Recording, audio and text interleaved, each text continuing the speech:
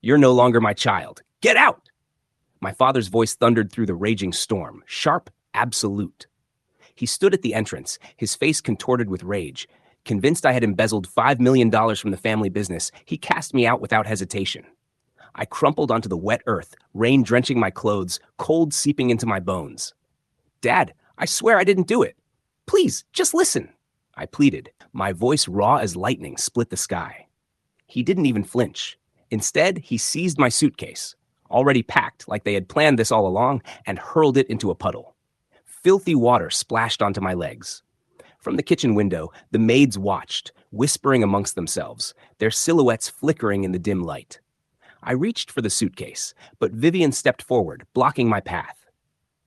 My stepmother twirled my mother's wedding ring between her fingers, the one she had ripped from the safe after Mom's passing. She smirked and tossed it at my face.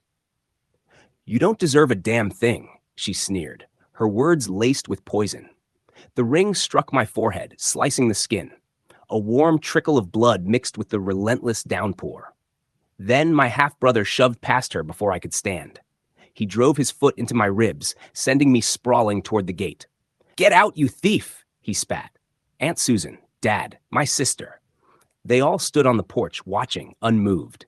My sister clutched her necklace like it was some kind of talisman against my supposed betrayal. Go die with your mother, she shrieked, her voice cutting through the storm like a knife. Ethan wrenched the gate open, and with one last shove, I stumbled into the street. I called out to my father, desperate for even a flicker of belief in me. But his expression was carved from ice. Without a word, he turned his back. The door slammed shut, and just like that, my entire world collapsed. The iron gate clanked behind me, locking me out of the only home I had ever known. I didn't have time to grieve. The storm was merciless, the wind tearing through my thin jacket like claws. I crawled toward my suitcase, fumbling with the latches. Everything inside was ruined. My clothes, a handful of old photographs, my ID. They had orchestrated this. I had seen the forged signatures in the company ledger just a week ago. My name, scrawled in someone else's handwriting. I had tried to warn Dad, but he refused to listen. Vivian had him wrapped around her finger. Ever since Mom died when I was 10, she had slithered into our lives, twisting my father against me, ensuring Ethan inherited everything. The house, the business, the Carter name. Aunt Susan was her loyal pawn, always eager to do her bidding. She had probably forged the papers herself. They had been plotting this for years, and I had been blind to it. That night, I wandered aimlessly through the storm.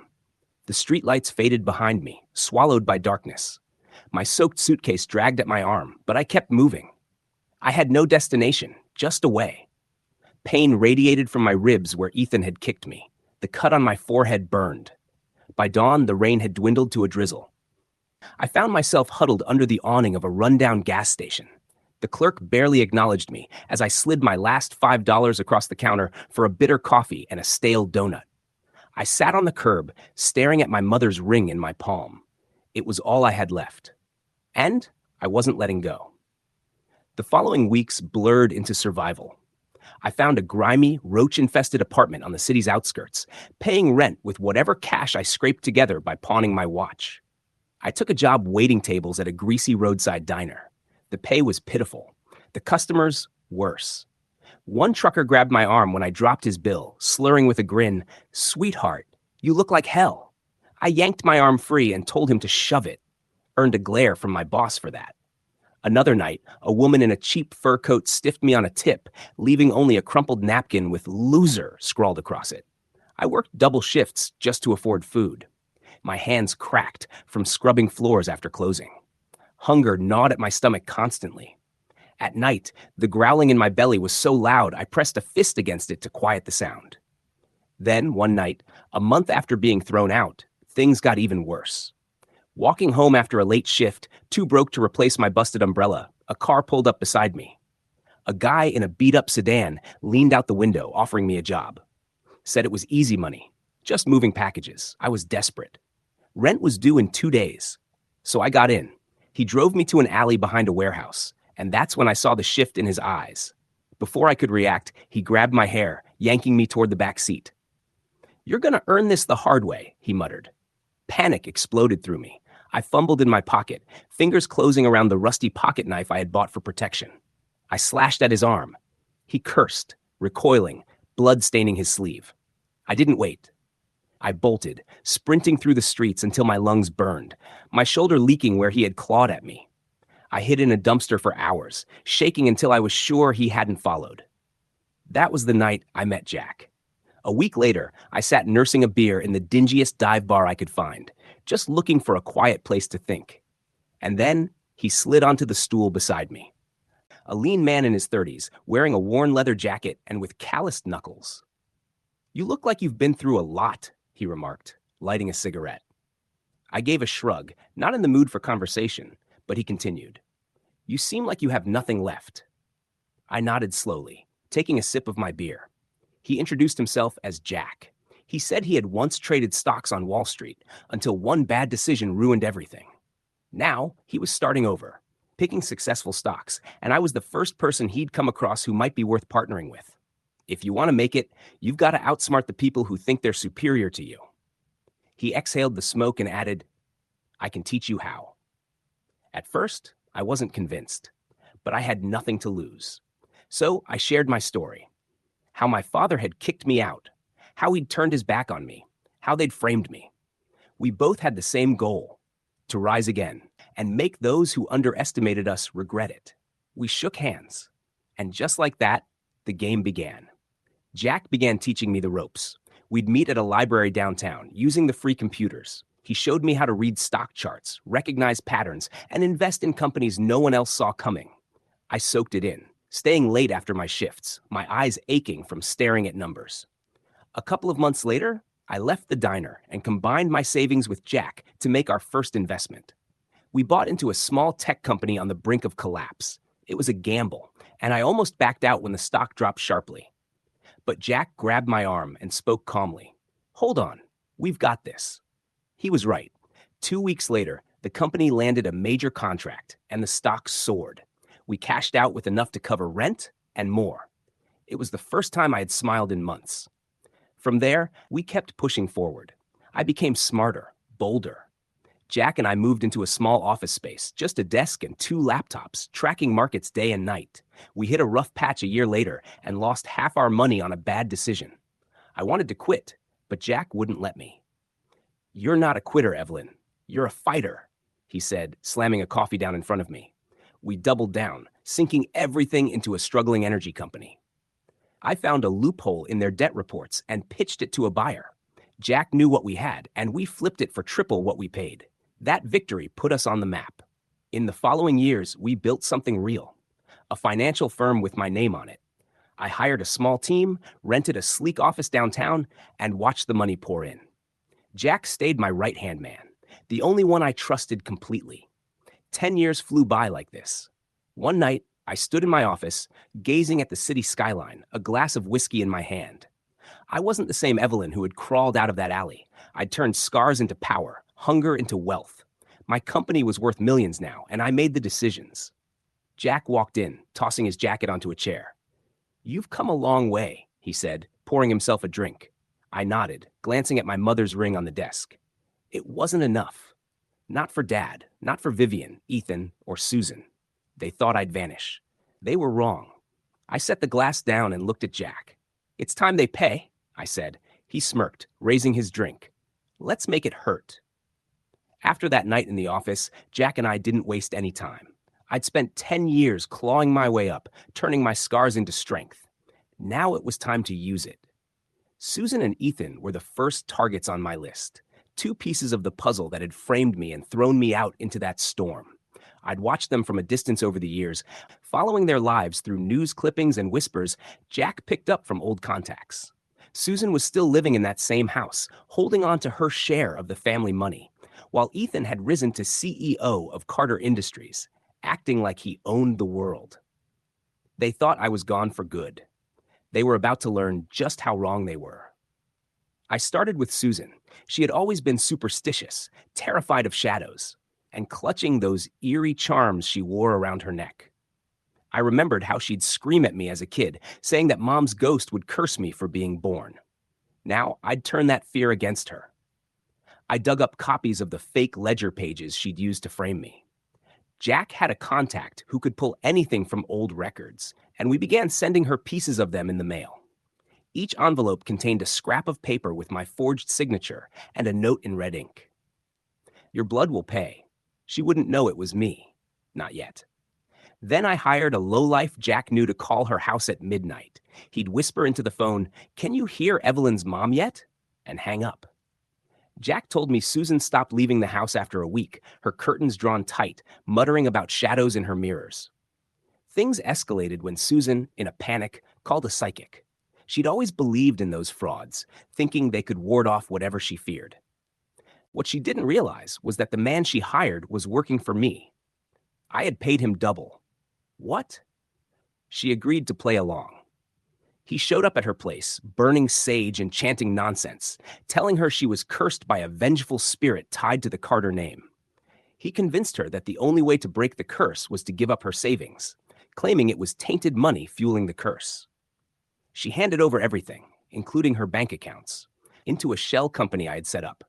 Once it was done, I drove to her house. She opened the door, pale and trembling, and I stepped inside without saying a word. I dropped the stack of forged ledgers on her coffee table. "You taught me how to survive, Susan," I said, my voice flat. "Now I'm teaching you how to live in hell." She screamed, lunging at me, but I walked out as she collapsed, sobbing about ghosts. A month later, I heard she'd boarded up her windows and stopped talking to anyone. She was gone, locked in her own mind. Ethan was next, and he wouldn't go down quietly. He had taken Dad's company and turned it into his personal playground, firing loyal employees and pocketing bonuses. I had been buying up shares of Carter Industries for years through dummy corporations, keeping my name out of it. Jack handled the details, working the numbers while I waited for the perfect moment. That moment came during the annual shareholder meeting. I walked into the boardroom in a black suit, my hair pulled back, and took a seat at the table. Ethan didn't even notice me until the vote began. I had secured enough shares to take control, and when the chairman asked for motions, I stood up. "I move to remove Ethan Carter as CEO, effective immediately," I said, loud and clear. The room went completely silent.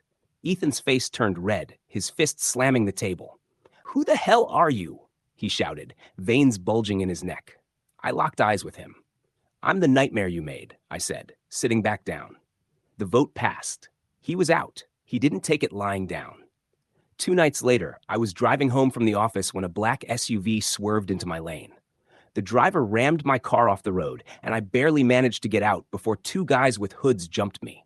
One pulled a knife, aiming for my chest, but I ducked and slammed my elbow into his jaw. The other grabbed me from behind, but I stomped on his foot and broke free. I ran into the woods, my heart pounding until I lost them. Jack picked me up an hour later, his truck idling on a back road. "It's Ethan," he said, handing me a burner phone. He tracked the plates, hired muscle, linked to a guy Ethan knew from college. We didn't call the cops. Instead, Jack set up a meeting with one of the hitmen, offering cash to flip. The guy spilled everything on video, naming Ethan as the one who had paid him to kill me. I posted it online the next morning, tagging every news outlet I could find. By noon, the cops were at Ethan's house, dragging him out in handcuffs. The headline screamed fraud and attempted murder. He got life. No parole before they locked him up. I mailed him an empty check with a note, "Welcome to the hell I lived in." I watched the news that night in my office, Jack leaning against the desk with a beer. Susan was a wreck. Ethan was finished. Jack glanced at me. "You good?" he asked, his tone casual but his eyes sharp. I nodded, staring at the screen where Ethan's mugshot flashed. "Yeah," I said, keeping it brief. It felt good seeing them fall, but it wasn't enough. Vivian and Dad were still out there, living as if nothing had happened. I turned off the TV and grabbed my coat. "We're not done yet," I told Jack. He finished his beer and followed me out. The dance wasn't over. 2 more steps to go. Jack and I left the office that night with a plan to take down the last 2 standing, Vivian and Dad. Susan was a broken shell. Ethan was rotting in prison. Now it was their turn. I had spent years building my empire, waiting for this moment, and every move had to count. Vivian was still out there, living off the remnants of the Carter fortune, acting like she'd never done anything wrong. Dad was holed up in a retirement home, a shadow of the man who had thrown me out. I wasn't just going to ruin them. I was going to make sure they felt every second of it. I started with Vivian. She had always been the puppet master, pulling strings to frame me for that $5 million theft. I had Jack dig into old company files, and we found proof she'd been skimming cash for years. Offshore accounts, fake invoices, the whole operation. I sent it all to the press. Anonymous tips with enough detail to spark a firestorm. Within days, headlines screamed about her fraud, and the feds seized her bank accounts. Her fancy house went up for auction, and her so-called friends ditched her fast. I thought that would be it, but Vivian wasn't done. She fought back hard. She filed a lawsuit against me, claiming I had faked the evidence to set her up. Her lawyers were good too. They managed to get a judge to issue a warrant, and next thing I knew, cops were cuffing me outside my office, holding me for questioning. Jack yelled after me, "Hang on, we'll fix this." As they shoved me into a squad car, things got worse. Vivian had connections inside the jail. She paid off a couple of inmates to mess with me while I was locked up awaiting trial.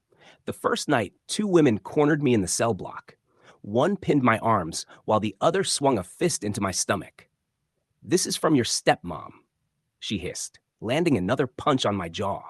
I fought back, delivering a kick to one of their knees and slamming my elbow into the other's face. But they kept advancing. By the time the guards intervened, I was battered and bleeding. My lip was torn open. I spent 3 weeks inside, constantly avoiding attacks, always sleeping with one eye open. Jack worked tirelessly on the outside, using every favor he could. He tracked down an old recording from a party years ago, where Vivian, intoxicated from champagne, boasted to a friend about how she'd manipulate the books to have me removed. He managed to get it to my lawyer, and we played it in court. The judge's expression froze as her voice echoed through the speakers. The case turned around. The charges against me were dropped, and Vivian was sentenced to 20 years for fraud and conspiracy. I walked out of jail, a free woman, with my name cleared. A week later, I visited her in prison. She sat across from me in an orange jumpsuit, her hair a mess, glaring as if she could still win.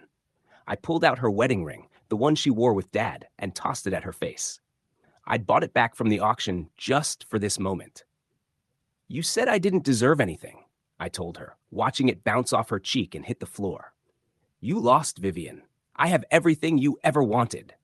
She lunged at the glass between us, screaming, "You'll burn for this, you little bitch!" I turned and walked out, her curses echoing behind me. The guard nodded as I passed, and I couldn't help but smirk. She'd rot in there, powerless, just as I planned. Dad was gone. After the company collapsed, he moved into a cheap assisted living home, too broke to maintain the old house. I found him sitting in a faded armchair, staring at a TV that wasn't even on. He looked up when I entered, his hands trembling as he tried to stand. "Evelyn," he croaked weakly. "I messed up, kid. I'm sorry." I didn't move, just stood there with my arms crossed. "You chose them over me," I said evenly. "Where are they now, Dad?" He sank back into the chair, tears filling his eyes. I pulled an old family photo from my bag, one of me, him, and Mom before everything went wrong, and tore it in half right in front of him. He flinched, but I wasn't done. Then I found something unexpected. Tucked away in a drawer by his bed was a letter, yellowed and creased, dated a week after that stormy night. It was written in his handwriting, addressed to me, "Evelyn. I shouldn't have believed her. I was wrong. Come home." Vivian must have intercepted it, keeping it all these years. He wasn't evil, just weak, someone who let her control everything. I stared at him, the letter in my hand, as he broke down sobbing. "I tried to fix it," he choked out. "I was too late." I stood silent for a moment, then dropped the letter in his lap and pulled out a check from my pocket, $5,000 to cover his bills for a while. "Take care of yourself," I said, turning for the door. "Please don't go," he called after me, but I kept walking. Jack was waiting for me in the parking lot, leaning against his truck. I climbed in without looking back. Dad died a few months later, alone. His obituary was barely a paragraph in the local paper. Jack stayed with me that night after we left Dad's place, the bourbon heavy between us. Vivian was locked away. Dad was gone. The weight of it all crushed me. 10 years spent fighting, building something from nothing, tearing down everyone who had hurt me. And now it was over. I didn't know what to do with myself. Jack drove me back to my apartment, the city lights blurring past the truck windows. We didn't say much, just sat in the quiet, the engine humming beneath us. When we got inside, I kicked off my shoes and collapsed on the couch, staring up at the ceiling. Jack grabbed a couple of beers from the fridge and handed me one. "You did it," he said, sitting next to me. "They're all gone." I nodded, popping the cap. "Yeah," I replied, taking a sip. "So why doesn't it feel better?" The next few weeks were strange. I went back to work, running the company as usual, signing deals, meeting clients. The office buzzed with people who didn't know what I'd been through, and I kept it that way. Jack stayed close, handling the numbers and cracking jokes to lighten the mood. One morning, he pulled me out for coffee instead of our usual meeting. We sat at a little cafe downtown, steam rising from our cups. "You've been quiet lately," he said, stirring sugar into his drink. "What's going on?" I shrugged, watching the street outside. "Just figuring out what's next," I told him. He leaned back, studying me. "You don't have to do this on your own, you know?" I glanced at him, his gaze locked on mine, and something shifted. Jack had been there for it all. The arguments, the storms, the prison cell, the bruises. I'd never thought much beyond that, but now I wasn't so sure. Life started to find a new rhythm. I sold the old Carter house after the bank took it, using the money to set up a scholarship for kids from tough backgrounds. It wasn't a lot, but it felt like the right thing to do. Something good from all the chaos. Jack helped me set it up, working through the paperwork with me late at night over takeout. One evening, we were sprawled on my living room floor, pizza boxes open, reviewing applications. He tossed a file aside and looked at me. "You've changed," he said, less angry. I grabbed a slice and smirked. "Maybe I'm just tired." He laughed, shaking his head. "No, it's more than that. You're starting to live again." I didn't argue. He was right. Things felt lighter, like I'd finally let go of something heavy. Summer rolled in, and Jack convinced me to take a break. We drove up to a cabin he'd rented by a lake, just a couple of hours outside the city. It was small, wooden walls, a creaky porch, but the view stretched for miles. We spent the first day fishing, sitting on the dock with cheap rods we picked up at a gas station. I caught a tiny bass and threw it back, laughing when Jack's line got tangled in the weeds. That night, we built a fire out back, the flames popping as the sun sank behind the trees. I leaned against a chair, sipping a beer, the warmth from the fire creeping into my legs. Jack sat across from me, poking at the logs with a stick. He'd been quieter than usual all day, fidgeting like he had something to say. Finally, he set the stick down and looked at me, the firelight flickering in his eyes. "Evelyn," he began, his voice slow, "I've been thinking about this for a while." I tilted my head, waiting. He rubbed the back of his neck, a nervous habit I'd seen 100 times. "When I met you in that bar, I figured you were just another job, someone I could help get back on their feet. That's how it started. But the more time we spent together, the more I realized it wasn't just that." He paused, taking a breath. "I've watched you fight through shit I wouldn't wish on anyone. You're tough as hell, but you've got this heart you don't let most people see. And somewhere along the way, I fell for you." My beer stopped halfway to my mouth, and I stared at him. He kept talking, words tumbling out. "I thought it was just me being stupid, getting caught up in the work, but it's not. I love you, Evelyn. I want to stick with you, for real, for good, if you'll have me." I set the bottle down, my hands resting on my knees. Jack loved me. After all these years, the guy who'd pulled me out of alleys and jail cells, who'd bet on me when I had nothing, was sitting here laying it all out. I didn't know what to say at first. I'd spent so long running on anger, keeping everyone at arm's length, that this caught me off guard. But then I thought about it, really thought about it. Jack wasn't like Dad or Vivian or Ethan. He'd never turned his back on me, never asked for anything I couldn't give. He'd been my rock. And maybe I'd felt something too, buried under all the chaos. I looked at him, his face tense, waiting for me to shoot him down. "Are you serious?" I asked, keeping my tone light. He nodded. No hesitation. Dead serious. I let out a small laugh, shaking my head. "You're crazy, Jack, but yeah, I'll have you." His grin spread wide, and he stood up, crossing the fire to pull me into a hug. I hugged him back, his jacket rough against my cheek, and for the first time in forever, I felt something warm settle in my chest. We sat back down, closer now, the fire crackling between us. He reached for my hand, lacing his fingers through mine. "So, what's the plan?" he asked. We've got a whole weekend up here. I squeezed his hand, looking out at the lake. Let's just stay like this for a while, I said. No fighting, no plans, just us. He nodded, leaning back with me, and we watched the stars come out one by one. The next morning, I woke up to the smell of coffee brewing and Jack flipping pancakes on a tiny stove. We ate on the porch, the air cool and crisp, and I caught myself smiling more than I had in years. Later, we hiked a trail nearby, winding through pines until we hit a clearing with a view of the water below. I stood there, catching my breath, Jack beside me. This is it, I said, more to myself than to him. What I've been missing. He slipped an arm around my waist. You got it now? He said, and he was right. The revenge was done. The past was buried, and I'd found something better. Someone who saw me, all of me, and stayed. I wasn't empty anymore. I was happy. If this story resonated with you, show your support with a like. And don't forget to subscribe to Revenge Story for more gripping tales of justice, betrayal, and redemption. We'd love to hear your thoughts. Drop a comment and share your own experiences. Every word you write helps build a strong, connected community where we can all share, heal, and empower one another. Stay tuned for even more intense, thought-provoking stories coming soon. We're here to bring you the best, packed with emotion, drama, and the sweet taste of karma. See you in the next one.